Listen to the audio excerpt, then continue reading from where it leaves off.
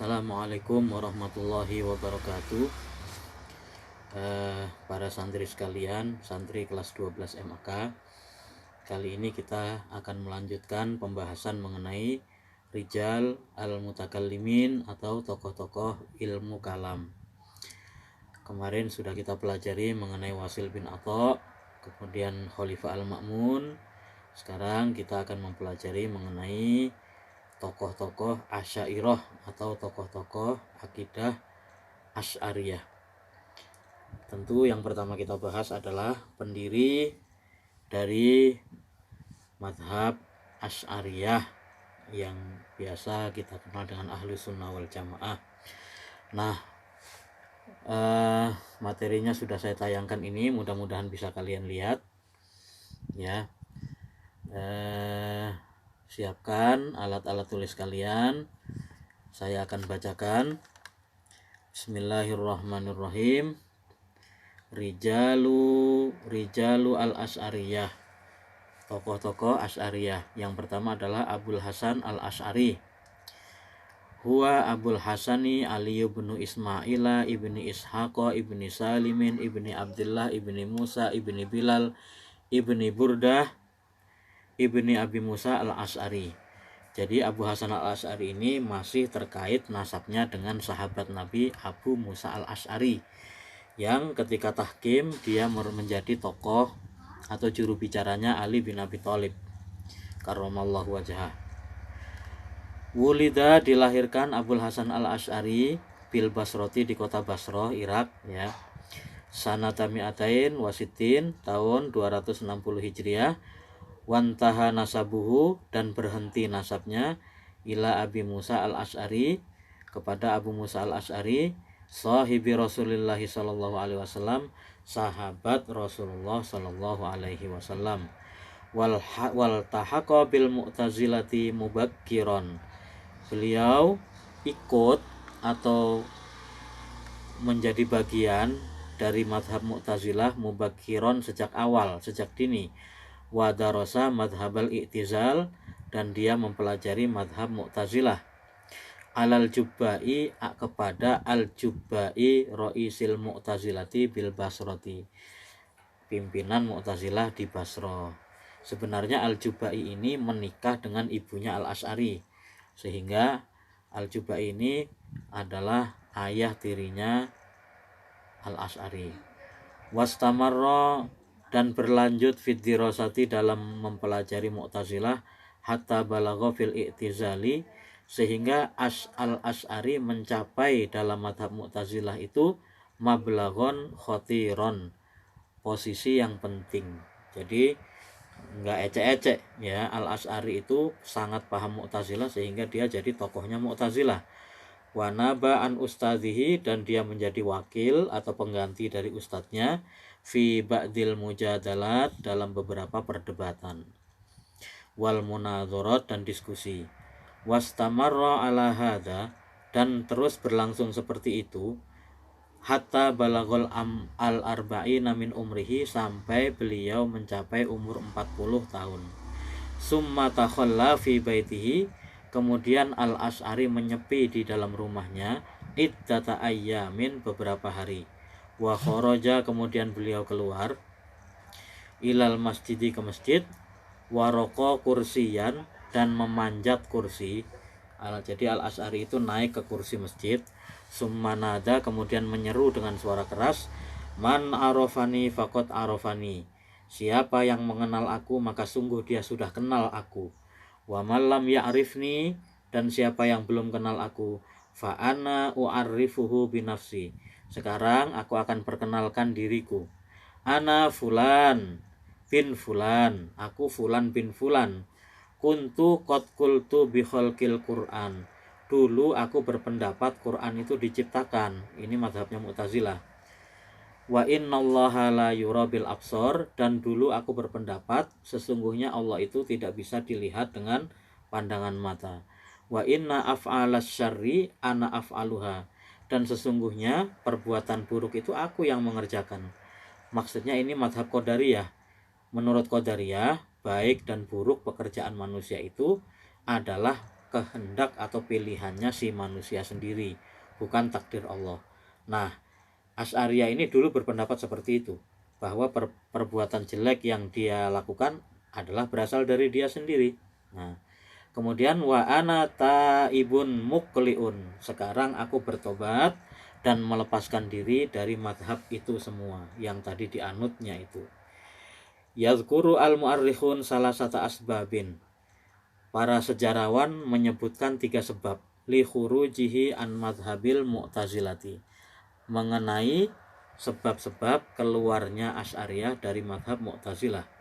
Al-awwalu, yang pertama, ru'yahu, mimpinya, ay annahu ra'a Rasulullah sallallahu alaihi wasallam, maksudnya beliau mimpi ketemu Nabi Muhammad sallallahu alaihi wasallam fil manami, di dalam tidur, yad'uhu, yang menyuruhnya, ila tarkil kalami, untuk meninggalkan ilmu kalam, wa nusrati madhabi ahli sunnati, dan menolong madhabnya ahlus sunnah wal jamaah. Itu yang pertama. Sanian, yang kedua, ta'assuruhu, terpengaruhnya Abu Hasan al-Asy'ari itu bisyafi'i, dengan Imam Syafi'i. Wasalisan, dan yang ketiga, munadharatuhu ma'a ustadzihi, adalah hasil debatnya bersama ustadznya, yaitu Al-Jubai. Nah, jadi ada 3 hal. Mengapa al-Asy'ari yang sudah begitu kental menganut Mu'tazilah tiba-tiba keluar dari Mu'tazilah dan menganut Ahlus Sunnah wal Jamaah? Alasannya ada 3. 1, karena dia mimpi Rasulullah, bertemu Rasulullah, dan Rasul dalam mimpi itu menyuruhnya keluar dari Mu'tazilah. Yang kedua, karena terpengaruh ajaran-ajaran Imam Syafi'i. Yang ketiga, karena beliau menang debat lawan gurunya, yaitu Al-Jubai, sebagaimana yang akan kita baca. Apa perdebatannya?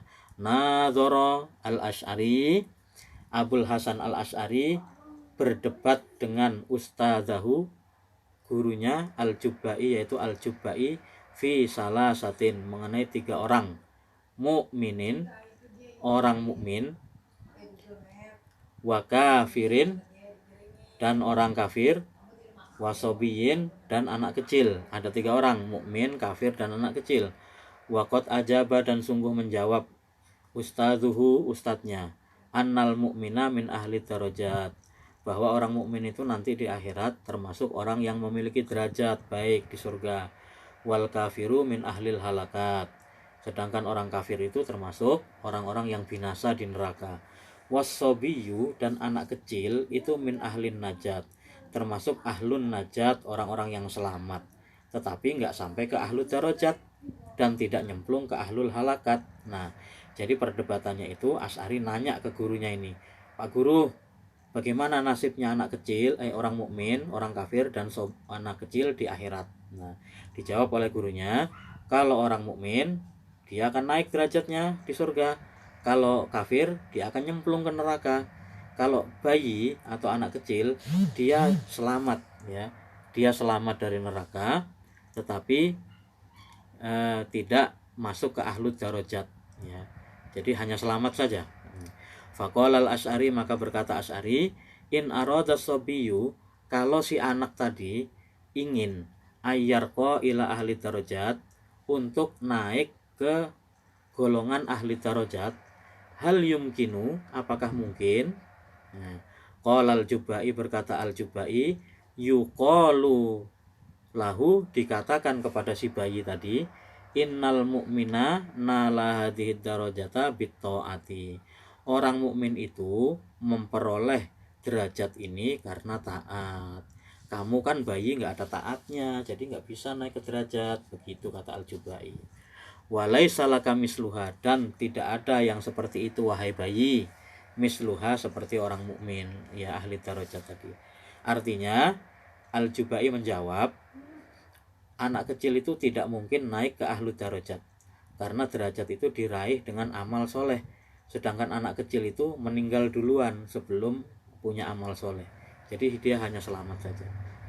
Qala al-Asy'ari, maka berkata al-Asy'ari, fa'in qala, kalau bayi itu atau anak kecil itu berkata, at-taqsiru laisa minni, kesalahannya bukan pada aku, ya, bukan salahku, Ya, aku nggak punya amal bukan salahku. Falau ahyaitani, kalau engkau menghidupkan aku ya Allah, ya ini ceritanya si bayi ngomong sama Allah. Kalau engkau menghidupkan aku ya Allah, memberikan aku panjang umur, kuntu amiltu minat taat, tentu aku akan mengerjakan ketaatan. Ka'amalil mukmini, seperti amalnya orang mukmin. Nah, mendapat sanggahan seperti itu, maka berkata gurunya, qala al-Jubai berkata, yuqalu lahu, dikatakan kepada si bayi tadi, kuntu a'lamu. Ya, ini seolah-olah yang ngomong Allah ini. Kata Allah, aku telah tahu. Ya. Lau bagita la asoita. Kalau engkau panjang umur, kalau engkau hidup terus, kamu pasti akan maksiat wahai bayi. Makanya saya matikan kamu gitu. Walau kipta, dan tentu kamu akan dihukum, disiksa di neraka. Faro'aitu maslahataka, jadi aku mematikan kamu itu demi menjaga kebaikanmu sendiri, ya. Aku mematikan kamu sejak kecil itu demi kebaikan kamu sendiri. Ro'aitu maslahataka, aku menjaga kepentinganmu. Amat tuka, aku mematikan kamu qabla an tantahi ila sinnit taklif, sebelum engkau mencapai usia taklif. Qolal Asy'ari, mendengar jawaban gurunya, Asy'ari kemudian bertanya lagi.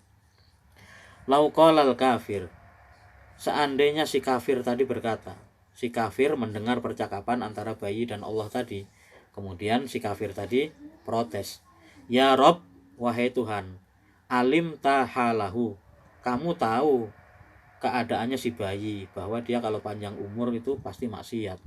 Kama alim tahali, sebagaimana kamu juga tahu keadaanku, ya.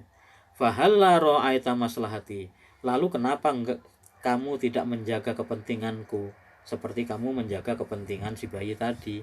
Maksudnya si kafir tadi ngomong, ya Allah, kamu kan tahu saya nanti kalau gede itu maksiat, kenapa nggak dimatikan saja sejak kecil gitu, ya. Nah, mendengar jawaban Asy'ari itu, fangqata'a al-Jubai, maka al-Jubai pun kalah berdebat, ya. Al-Jubai nggak bisa jawab lagi, langsung itu krik krik krik krik, selesai perdebatannya. Nah, setelah menang debat itu, maka kemudian Al-Asy'ari langsung mendirikan mazhab Ahlus Sunnah wal Jamaah. Dia keluar dari lingkungan Mu'tazilah. Nah, demikian mengenai Abul Hasan Al-Asy'ari singkat, ya. Yang harus kamu catat adalah, pertama, apa alasan Asy'ari keluar dari Mu'tazilah? Ada 3 tadi. Yang kedua, mengenai poin terakhir, perdebatannya dengan Asy'ariyah. Kamu harus bisa menceritakan kembali perdebatannya dengan Jubai tadi, ya. Asy'ariyah lawan Jubai perdebatannya, kamu harus bisa menceritakannya kembali. Nah, nanti saya minta kamu menceritakannya kembali perdebatan itu di GCR. Oke, baik. Cukup sekian pengajian kita kali ini. Mudah-mudahan ada manfaatnya. Wallahul muwaffiq ila aqwamit thoriq. Assalamualaikum warahmatullahi wabarakatuh.